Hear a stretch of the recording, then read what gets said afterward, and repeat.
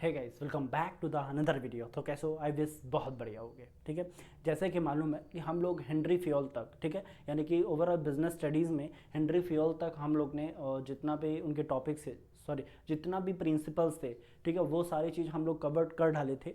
आज हम इस वीडियो में देखने वाले हैं कि हमारे एफ.डब्ल्यू. टेलर, यानी कि हमारे जो एफ.डब्ल्यू. टेलर थे, ठीक है, इनके जितने भी प्रिंसिपल हैं वो, और इस ओवरऑल जितने भी टेक्निक्स वगैरह बताया गया है, वो सारी चीज़ें हम इस वीडियो में कंप्लीट करेंगे। और आज की वीडियो में आपका प्रिंसिपल ऑफ मैनेजमेंट यानी कि चैप्टर नंबर 2 बिल्कुल ख़त्म हो जाएगा। ठीक है, नेक्स्ट वीडियो में हम देखेंगे हमारा इन्वायरमेंट चैप्टर, ठीक है, जो हमारा 3 पार्ट है। तो चलिए देखिए स्टार्ट करते हैं। फर्स्ट मैं बात करूँ एफ.डब्ल्यू. टेलर क्या थे, कौन थे, ठीक है, और वो उनके जो हिस्ट्री होती है उनको मैं थोड़ा बहुत देखूंगा और आगे उनकी प्रिंसिपल को डिस्कस करूंगा। ठीक है, तो चलिए स्टार्ट करते हैं। तो फर्स्ट मैं बोलूँ हमारे हेनरी फ्योल मैनेजमेंट, ठीक है, Henry Fayol develop of the FW. Taylor, ठीक है, मैनेजमेंट ऑफ पहले तो हम कलर ले लेते हैं, कलर चूज़ कर लेते हैं। ठीक है, scientific management of developed by the FW. Taylor. ठीक है, तो मैं बोलूँ FW. Taylor was born in 1856, यानी कि जो एफ.डब्ल्यू. टेलर थे वो 1856 में पैदा हुए थे इन यूएसए, यानी कि वो 1856 में पैदा हुए थे। कहाँ पे हुए थे? यूएसए में हुए थे। फिर in 1878 the join of the Midvale steel company, ठीक है, वो 1878 के अंदर वो ज्वाइन हुए थे मिडविल स्टील कंपनी में। ठीक है ना। फिर मैं बोलूँ एज द मैकेनिकल इंजीनियरिंग, ठीक है, यानी कि वो ज्वाइन हुए थे तो किस पर्पज़ के लिए भाई? मैकेनिकल इंजीनियरिंग थे। ठीक है, फिर using his engineering background of the Taylor set of the scientific studies and technique, ठीक है, वो एक उनका जो बैकग्राउंड था वो मैकेनिकल इंजीनियरिंग था। ठीक है, और वो साइंटिफिक स्टडीज़ किए थे किस पे? टेक्निक्स पे। ठीक है, जो भी हमारे टेक्निक्स होते हैं उन सारी चीज़ों पे साइंटिफिक स्टडी किए थे। ठीक है ना।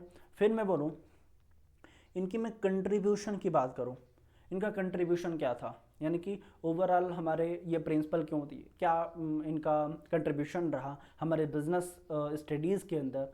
ठीक है, तो वो सारी चीज़ें।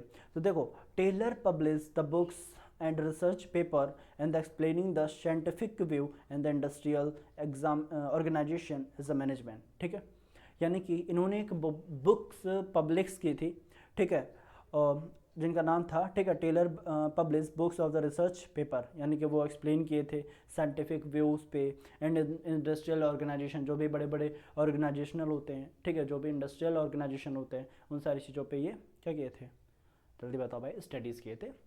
फिर एंड मैनेजमेंट पे भी वो स्टडी किए थे। ठीक है, साइंटिफिक बोले तो इंडस्ट्रियल ऑर्गेनाइजेशनल एंड मैनेजमेंट, ठीक है, इन सारी चीज़ों पे वो स्टडी किए थे।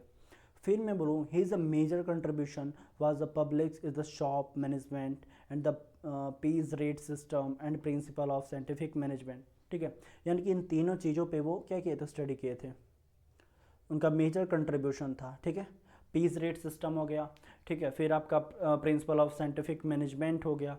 ठीक है, इन सारी चीज़ों पर क्या किए थे? स्टडी किए थे। फिर he emphasized on adaptation of scientific method of the problem of management। ठीक है, जो भी मैनेजमेंट है, जो भी प्रॉब्लम्स है, ठीक है, जो भी साइंटिफिक प्रॉब्लम्स है, उन सारी चीज़ों पे क्या किए थे? अडोप्टेशन किए थे, यानी कि उन सारी चीज़ों को वो बता पाएंगे कि हम आगे कैसे प्रोसीड करें उन सारी चीज़ों पे। ठीक है, तो आशा करता हूँ कि एफ.डब्ल्यू. टेलर के बारे में इतना, ठीक है, आपको पता चल गया होगा। यानी कि फर्स्ट हमने देखा कंट्रीब्यूशन, फिर उसके पहले उनका जो भी बैकग्राउंड वगैरह था वो हम लोगों ने डिस्कस कर लिया।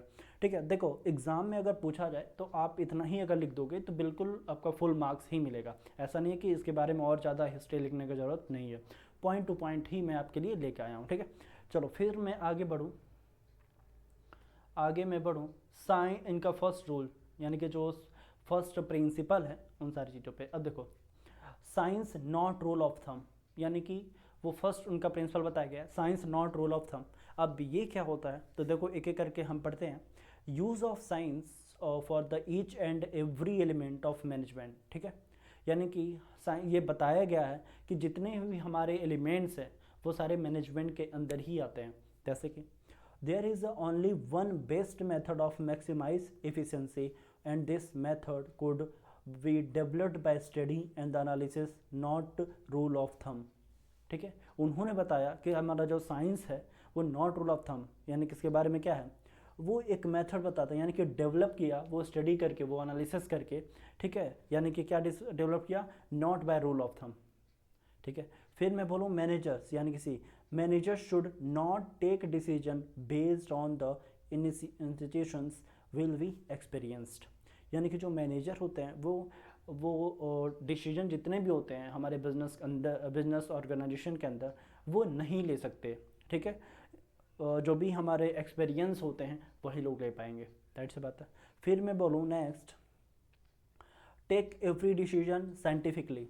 हम अपने बिजनेस के अंदर जो भी ऑर्गेनाइजेशन होता है, ठीक है, उस ऑर्गेनाइजेशन में जो भी हम डिसीजन लेते हैं, ठीक है, वो एक साइंटिफिक होना चाहिए। ऐसे नहीं कि कोई भी चीज़ हवेबाजी में ले लेंगे, कोई भी डिसीजन हम यूं ही ले लेंगे, नहीं, एक साइंटिफिक उसका रीज़न होगा, वो साइंटिफिक तरीके से लिया जाएगा, सिस्टमेटिक मैनर से लिया जाएगा। ठीक है ना।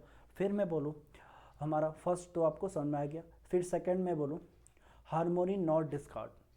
ठीक है, हमारे हार्मोनी नॉट डिस्कार्ड में क्या है, देखो, management should share gain of the company if any with the worker. जो भी मैनेजमेंट होता है, ठीक है, जो भी ऑर्गेनाइजेशन के अंदर जो भी गेन वगैरह होता है, कंपनी हो गई, ठीक है, तो उन सारी चीज़ों पे हमारे जो भी वर्कर्स वगैरह होंगे तो वो सारे इनके अंदर आएंगे। फिर मैं बोलूँ भी, workers should work hard and to willing to expect of manager for the good of the company. ठीक है, जो वर्कर हैं, ठीक है, हमारे मैनेजर्स हमारे ओवरऑल बिजनेस के अंदर, ठीक है, ओवरऑल कंपनीज़ के अंदर, तो जितने भी डेवलपमेंट हो रही हैं, आगे ग्रोथ हो रही हैं, तो वो मेन रोल किसका है, वर्कर का ही तो है। तो बस वही चीज़ बताया गया। अगर जो भी वर्कर्स हैं, अगर वो हार्डली वर्किंग नहीं करेंगे, बहुत मेहनत नहीं करेंगे, तो वो क्या होगा, हमारी ग्रोथ नहीं होगा। ठीक है, तो बस वही चीज़ है। तो workers should B work hard and willing to aspect of change of the good of the company. ठीक है, तो वही चीज़ है। फिर interest of the workers of management is same. ठीक है, यानी कि जो भी वर्कर्स हैं, ठीक है, वो मैनेजमेंट ऐसा ही होना चाहिए कि जो भी वर्कर हैं उनकी इंटरेस्ट हो। ठीक है, ऐसा नहीं है कि तुम जो भी हमारी कंपनी के अंदर वर्कर है तुम उनसे कोई भी काम कराया जा रहे हो, नहीं भाई, ऐसा नहीं होता है हमारे बिजनेस के अंदर। ठीक है ना। फिर आशा करता हूँ ये सारी चीज़ें समझ में आ रही होंगी। फिर D, prosperity of employ can not exist for a long time. ठीक है, unless it is complaint as the prosperity. ठीक है, कंप्लाइंट बाय प्रोस्पेरिटी, यानी कि कोई भी एम्प्लॉयर है, ठीक है, उसको लंबे समय तक कोई ऐसा वर्क मत कराओ कि एक ही वर्क है तुम भैया लंबे समय तक करो, जी नहीं, ऐसा हम नहीं करते हैं। ठीक है, तो बस वही चीज़ है, prosperity of employ can not exist a long time of unless the complaint the prosperity. फिर mental revolution is management and workers should be transfer the thinking. ठीक है, यानी कि जो मैनेजमेंट है एंड वर्कर्स जो भी कर रहे हैं, तो उनको जो भी थिंकिंग है उनको सुनो, ठीक है, उनको ट्रांसफॉर्म करो। ठीक है, ऐसा नहीं है कि जो भी वर्कर है तो उसको थोड़ा सा ट्रेनिंग दो ना, उसको स्किल्स दो, उनको नॉलेज दो, कहने का मतलब ये है।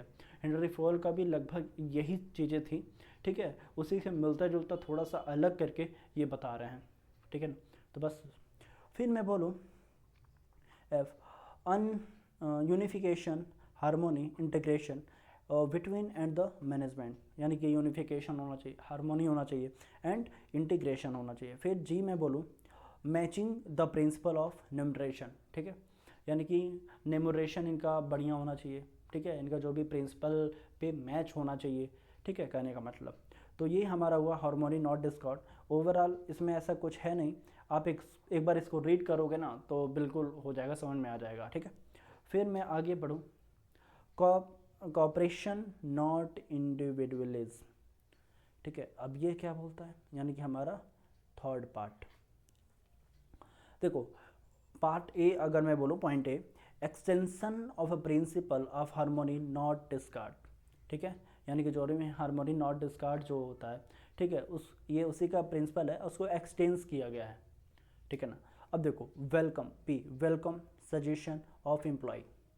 ठीक है, यानी कि आपके कंपनी में, आपके फॉर्म के अंदर वर्कर्स हों या एम्प्लॉय हैं, उनको वेलकम करो, उनको कुछ ना कुछ सजेशन दो, स्किल्स दो, उसको ट्रेनिंग दो। ठीक है, तो वही सारी चीज़ें हैं। ठीक है, अगर तुम कुछ एक्शन, कुछ डिसीजन ले रहे हो तो उनका भी सजेशन ले लो ना, कि भाई ऐसे नहीं, ऐसे करते हैं, तो बस वही चीज़ है। फिर मैं बोलूँ C, reward employ for their suggestion, ठीक है, यानी कि जो भी हमारे एम्प्लॉय हैं, ठीक है, वही हमने बताया, उनको रिवॉर्ड वगैरह दो, जो भी वो काम कर रहे हैं, अगर उनका काम बढ़िया लग रहा है तो उनको रिवॉर्ड वगैरह देना शुरू करो, ठीक है, तब जाके हमारे बिजनेस अच्छे से चलेंगे, ठीक है ना। फिर मैं बोलूँ there should not be open communication and no need even for trade union, ठीक है, हमको ऐसा नहीं करना चाहिए यूनियन की तरह, ठीक है, तो ऐसा नहीं है, ये मुंबई वगैरह में अक्सर चलता रहता है, जो भी कंपनियां होती हैं, तो उस तरीके की चीज़ें नहीं होना चाहिए, सारी चीज़ें सिस्टमेटिक वे में होनी चाहिए, ठीक है, तो बस वही है। फिर पार्टनरिस्टिक स्टाइल ऑफ मैनेजमेंट, ठीक है, यानी कि जो भी हम मैनेजमेंट कर रहे हैं तो वो एक तरीके से रहना चाहिए कि ये सारे हमारे एम्प्लॉयज़ जो हैं वो पार्टनर है, पार्टनरशिप की तरह होना चाहिए, ठीक है, एकदम फ्रेंडली होना चाहिए बोलो तो बस वही चीज़ है। फिर मैं equal decision of work and responsibility between the management, बिल्कुल इक्वल डिवीज़न होना चाहिए, ठीक है, equal division of work and responsibility. फिर मैं बोलूँ management should work side by the side with worker, ठीक है, तो आशा करता हूँ ये कॉपरेशन नॉट इंडिविजुअलिज्म, ठीक है, इसका मतलब क्या होता है, जो आप लोग पढ़ लियो इतना थोड़ा बहुत समझ में आ ही गया होगा।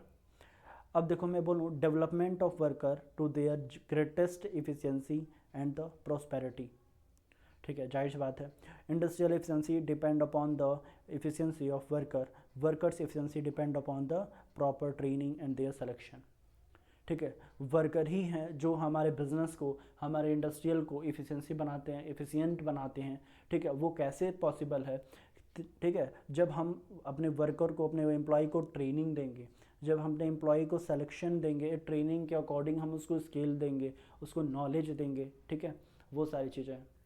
तो आशा करता हूँ ये सारी चीज़ें आपको समझ में आई होंगी और हम आगे बढ़ेंगे। Development of each every person to his greatest efficiency of prosperity, work training is essential, each person should be scientifically selected, ठीक है, सारे पर्सन को जो हम सेलेक्ट करते हैं अपने बिजनेस के अंदर तो वो साइंटिफिकली होना चाहिए। फिर work assign to work should suit the capability, ठीक है, जिसके पास जो वर्क करने की कैपेबिलिटी है हम उसको उसके अकॉर्डिंग हम उसको वर्क देंगे, ठीक है, बस। फिर मैं बोलूँ the 8 function of expert suggest by the Taylor, यानी कि हमारे जो टेलर जी थे, FW टेलर जी थे, वो 8 फंक्शन, ठीक है, डिराइव किए थे, जैसे कि रूट क्लर्क हो गया, फिर इंस्ट्रक्शन कार्ड क्लर्क हो गया, ठीक है, टाइम एंड कॉस्ट क्लर्क हो गया, फिर एंड दूसरा बोलूँ डिसिप्लिनरी हो गया। अब हम एक एक करके एक्सप्लेन करते हैं। देखो रूट क्लर्क में बोले थे this foreman is responsible to fix up the sequence of step the performing mechanical और मैनुअल जॉब, जो भी मैकेनिकल या मैनुअल जॉब है हम एक स्टेप वाइज करेंगे, ऐसा नहीं कुछ भी हम हवा में वर्क किए जा रहे हैं, जी नहीं, हम ऐसा नहीं करते हैं, जो भी हम काम करेंगे एक स्टेप होगा, एक प्रोसेस होगा, ठीक है। फिर instruction card clerk, this foreman is responsible for the given general instruction necessary to carry on the job in the specified manner, ठीक है, जो भी हम काम करेंगे, जो भी हम जॉब कर रहे हैं, जो भी वर्क कर रहे हैं हम एक स्पेसिफाइड मैनर में करेंगे, ठीक है ना। चलो फिर सी टाइम एंड कॉस्ट क्लर्क, अब ये क्या होता है, foremanship responsible to fix up the time and the starting and completion of the job is also prepare the cost sheet of the every job, जब हम कोई भी काम करेंगे, कोई भी जॉब अगर हम करते हैं तो कब स्टार्ट करना है और इसको कब ख़त्म करना है उसकी टाइम मेंशन होनी चाहिए, टाइम बाउंडेशन होनी चाहिए, ठीक है, कि भैया हम मान लो 100 यूनिट आपको प्रोडक्शन करना है तो कितने घंटे में होना चाहिए, कितने बजे करेंगे और कितने बजे स्टार्ट करेंगे और कितने बजे ख़त्म करेंगे, ठीक है, उसको एक टाइम ड्यूरेशन पता होना चाहिए, तो उसी के हिसाब से हमारा जो FW टेलर थे वो बताए थे। फिर आगे द फॉरमैनशिप यानी कि disciplinary, the foremanship is responsible for performance of the job is ordinary and systematic way, यानी कि हम जो भी काम कर रहे हैं एक डिसिप्लिन में करेंगे, एक ऑर्डिनरी तरीके से करेंगे, एक स्टेप में करेंगे, सिस्टमेटिक मैनर में करेंगे, ठीक है। अब आप ही हो ना, अगर डिसिप्लिन में नहीं पढ़ोगे तो क्या आपके मार्क्स आएंगे, आप बोर्ड एग्ज़ाम अच्छा परफॉर्मेंस कर पाओगे, क्या 80+ क्या 90+ ला पाओगे, नहीं ला पाओगे, तो बस वही चीज़ है। फिर मैं बोलूँ foremanship under the operational department. हमारे ऑपरेशनल डिपार्टमेंट के अंदर भी वो 4 तरीके के बताए थे, ठीक है, जो भी फोरमैनशिप होते हैं ऑपरेशनल तरीके होते हैं। तो अब देखो फर्स्ट गैंग बॉस। अब गैंग बॉस क्या होता है, ठीक है, देखो he arrange all the mechanical tools and other resources required for performance of. जब आप जो भी प्रोडक्शन वगैरह कर रहे हो, बिजनेस कर रहे हो, तो जितनी भी हमारे मैकेनिकल टूल्स होते हैं उन सारी चीज़ों को अरेंज करना, ठीक है, तो वो किसका काम है, गैंग बॉस का काम है। फिर मैं बोलूँ स्पीड बॉस। अब ये क्या होता है, foremanship assure timely completion of job. जो भी आपके जॉब हैं, ठीक है, वो टाइमली कंप्लीटेशन करना है। फिर repair boss, boss ensure the mechanical tools are the working condition. जो भी हम बिजनेस कर रहे हैं तो उसके जो भी रिसोर्सेज हैं, जो भी टूल्स हैं, वो सारे वर्किंग कंडीशन में होने चाहिए। ऐसा नहीं है ना कि बिजनेस कर रहे हो आपकी मशीन खराब है, ठीक है, 10 घंटा लगना चाहिए उसमें 10 दिन लग जा रहा है, तो ऐसा नहीं होना चाहिए ना। फिर मैं बोलूँ inspector, the boss keep the check on the quality control of the output. हमारे जो भी बिजनेस की हो, जो भी प्रोडक्शन की हो, तो उसकी क्वालिटी चेक करने के लिए क्या होना चाहिए, इंस्पेक्टर, ठीक है, जो भी होता है क्वालिटी कैसा है, ठीक है, वो हमारे आउटपुट ओवरऑल कैसे आया है, तो वो सारी चीज़ें होती हैं। फिर मैं बोलूँ फंक्शन फॉरमेनशिप, ठीक है, तो फर्स्ट हमारा होता है अपॉइंटमेंट ऑफ सोशलिस्ट, ठीक है, स्पेशलाइज्ड पर्सन, ठीक है, यानी कि जो भी अपॉइंटमेंट करेंगे वो एक स्पेशलाइज्ड पर्सन होना चाहिए, ठीक है, जो उसके फंक्शन है वो मैं बता रहा हूँ। फिर ये हमने देख लिया। बी में देखेंगे separation of planning and execution of function. जो भी हमारी प्लानिंग है उसको सेपरेट करना और एग्जीक्यूशन करना, यानी कि उस प्लान पे आपको क्या करना, स्टार्ट करना, वर्क करना। फिर based on elementary principle of division of work, ठीक है। फिर मैं बोलूँ violate principle of unity of command, ठीक है, ये सारे होने चाहिए। तो आशा करता हूँ ये सारी चीज़ें आपको समझ में आ रही होंगी और आपका काम है नोट्स बनाना, प्रॉपर इस वीडियो को देखना, प्रॉपर नोट्स बनाइए और क्वेश्चन प्रैक्टिस कीजिए, ठीक है, बाकी आपका हो जाएगा। फिर मैं बोलूँ standardization and simplification of standardization, यानी कि जो भी आप काम कर रहे हो एक स्टैंडर्डाइजेशन होना चाहिए, एक सिंप्लीफिकेशन होना चाहिए, ठीक है, कहने का मतलब। फिर मैं बोलूँ ब्रिंग यूनिफॉर्मिटी हो जाएगा, अलाउ इंटरचेंजेबिलिटी हो जाएगा, ठीक। फिर सेटिंग क्वालिटी ऑफ स्टैंडर्ड, ठीक है, जो भी क्वालिटी है उसको मेंटेन करना, स्टैंडर्ड्स करना, कहने का मतलब। Setting standard of every business activity, जो भी बिजनेस एक्टिविटी कर रहे हो, ठीक है, वो चीज़। फिर to reduce the gain line the product to fix type size characteristic. फिर to establish standard of performance of man and machines. Work study, ठीक है, मैं बात करूँ तो work study the ensure maximum production of minimum cost and get the best contribution of every factor, यानी कि हम इसमें क्या बोला जा रहा है कि अधिक से अधिक प्रोडक्शन हो, अधिक से अधिक प्रोडक्शन हो, फैक्टर्स हो, ठीक है, और इसका जो पैसा लगे वो कम से कम लगे, ठीक है, तो बस वही चीज़ है। फिर मैं बोलूँ फॉटिग्यू स्टडी क्या होता है। फॉटिग्यू स्टडी का मतलब तुम काम कर रहे हो तो आपको इंटरवल्स मिलने चाहिए, रेस्ट का टाइम मिलना चाहिए एक स्पेसिफिक। जैसे कि आपके स्कूल में देखो ना, आपके स्कूल में क्या होता है 20 मिनट आधा घंटा क्या होता है, इंटरवल होता है, रेस्ट होता है ना उसमें, तो बस वही चीज़ है। आप कोई भी काम कर रहे हो तो उसमें इंटरवल्स रेस्ट टाइम सेट होना चाहिए कि इतने बजे, मान लो 2 बजे से लेकर 3 बजे तक मेरा रेस्ट टाइम है, इंटरवल है, ठीक है, वो सारी चीज़ें होती हैं। फिर to set number of frequency duration of rest intervals बोले तो। फिर मैं बोलूँ method study, finding the best way of doing a job, ठीक है, बेस्ट वे में हमको जो भी काम कर रहे हैं तो वो हम कैसे अच्छे से अच्छा कर सकते हैं, उन सारी चीज़ों को देखना। Selection of method minimize the cost of maximize the quality of satisfaction of customer. जो भी हमारा कस्टमर है वो सेटिस्फाई हो जाए, हमारा मैक्सिमम जो भी मैक्सिमम क्या हो कॉस्ट, यानी कि जो कॉस्ट है वो कम हो जाए, ठीक है, हमारी जो सिलेक्शन मेथड ऑफ जो कॉस्ट वगैरह है वो कम हो जाए, ठीक है, बस वही चीज़ों पे हमको ध्यान देना है। और हमारी जो क्वालिटी हो कैसा हो, बढ़ जाए, ठीक है, क्वालिटी मैक्सिमाइज हो जाए और कॉस्ट हमारी क्या हो, मिनिमाइज हो जाए, ठीक है, तो वो सारी चीज़ें होती हैं। फिर मैं बोलूँ diversing the concept of assembly line, ठीक है, तो बस तो ये सारे चीज़ें हैं। फिर मैं आगे बढ़ूँ टाइम स्टडी में, तो the technique of time study is conducted to the determine और the object of the mind time study are, ठीक है। फिर मैं बोलूँ इसमें standard of time required the perform the job, setting up the standard target of workers, determination of number work required to perform the job, categorize the working required to the perform the job. ठीक है, categorize तरीके से करो आप, वही चीज़ है. फिर to find the standard of time the job, to set up the standard, ये शायद सेम लिखा गया है, ठीक है, तो उसको आप इग्नोर कीजिए. Method study. फिर मैं बोलूँ to determine the movement of worker and they performing the job. फिर to differentiate the between productive and unproductive movement. ठीक है, हमको इस तरह की चीज़ें नहीं करना चाहिए. जो आप बिजनेस के अंदर आ गए हो तो प्रोडक्टिव चीज़ें करो ना, अनप्रोडक्टिव मूवमेंट करो. अनप्रोडक्टिव चीज़ें मतलब जा रहे हो कहीं ना कहीं, तो वो सारी चीज़ें हैं. For cutting down the unproductive wasteful movement. ठीक है, तो वो सारी चीज़ें आपको कट करना पड़ेगा. फिर to design the suitable requirement of the tool to minimize the unproductive movement of workers. ठीक है, तो ये सारी चीज़ें बनाएंगे. फिर मोशन स्टडी में to differentiate between the productive non productive inefficient movement. Motion study scientific study of conducted for the object of study are. ठीक है, ये नॉर्मल चीज़ें हैं, एक बार आप रीड कर लो, ऐसा कुछ समझाने वाला नहीं है, मैं रीड करा देता हूँ. चलो, एलिमिनेट द अनप्रोडक्टिव मूवमेंट, इसको एलिमिनेट कीजिए. फिर डिफ्रेंशिएट बिटवीन, ये हमने रीड कर लिया. To design the equipment tools future which minimize the unproductive movement. ठीक है, फिर studies the scientific techniques of motion studies conducted or the objective of the motion study. Determine the moment of work when they are performing the job हो जाएगा. ठीक है, फिर the differentiate between productive and unproductive moment. ठीक है, तो इन सारी चीज़ों को देखो, फिर कट डाउन करो. हमको लग रहा है ये डबल हो गया है क्या? ठीक है, ये शायद डबल हो गया है, तो आप लोग एक ही बार लिखेगा. फिर मोशन स्टडी में टूल ऑफ फ्यूचर, ये डबल हो गया, तो आप इस पेज को कट ही कर दो.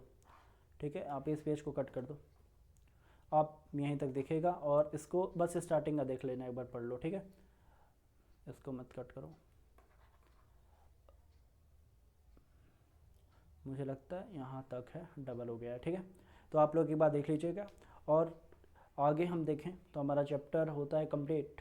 अब ऐसा कोई टॉपिक नहीं बचा है, एक आखिरी टॉपिक बच गया है, डिफरेंशिएट पीस वेज सिस्टम. ठीक है, अब ये क्या होता है? Strongest motivator of worker. जो भी वर्कर्स हैं, आपके एम्प्लॉयज़ हैं, आपके फॉर्म में, आपके बिजनेस के अंदर, आप उनको मोटिवेट करो. उससे काम करा रहे हो तो जो भी काम करा रहे हो, हमने बताया कि उसको स्किल दो, ट्रेनिंग दो. जब ये सारी चीज़ें हो गए तो उसको आप पार्टनर्स की तरह रखो ना, अपने ब्रदर की तरह रखो, उसको मोटिवेट करो ताकि वो काम कर सके अच्छे से. उसको स्ट्रॉन्गेस्ट बनाओ. ठीक है, कहने का मतलब to differentiate between efficient and inefficient worker. ठीक है, क्या एफिशिएंट हो रहा है, ठीक है, इनएफिशिएंट वर्कर्स जो भी हैं, उन सारी चीज़ों को डिफ्रेंशिएट करो. फिर violets the principle of equity. ठीक है, जो भी वायलेट्स हैं प्रिंसिपल ऑफ इक्विटी, वो चीज़ है. फिर मैं बोलूँ मेंटल रिवोल्यूशन क्या होता है? Change in mental attitude of workers and management toward each other. ठीक है, जो भी मेंटल एटीट्यूड हैं वो चेंज हो जाएंगे. ठीक है, cooperation between the workers and management हो जाएगा. फिर rolling out the feeling and suspicion और द क्या हो जाएगा? Prejudice from the mind of workers and management to adopt the systematic thinking. ठीक है, तो बस यही सारी चीज़ें हैं. तो फर्स्ट मैं बोलूँ मेंटल रिवोल्यूशन, आपको नॉर्मल हो गया था. चेंज द मेंटल एटीट्यूड, फिर cooperation between the worker and rolling out feeling of suspicion prejudice from the mind of worker. ठीक है, फिर management to adopt the systematic thinking. तो ये सारी चीज़ें हो जाएंगी. तो आशा करता हूँ ये सारी चीज़ें कंप्लीट हो गई होगी और समझ में आया होगा, और आप लोग इसके पहले वाला वीडियो देख के ही आना ताकि और अच्छे से प्रिपेयर हो सके और इस सारे चैप्टर को कमांड आ सके. ठीक है, और बस आज की वीडियो इतना ही हम रखते हैं, जिसमें हम लोग ने principle of management total complete कर लिया है. आप लोग नोट्स वगैरह बनाइए. ठीक है, और हमारे इस चैनल को सब्सक्राइब कीजिए. नेक्स्ट वीडियो हमारी आएगी chapter number 3 principle of management पे. ठीक है, तो चलिए.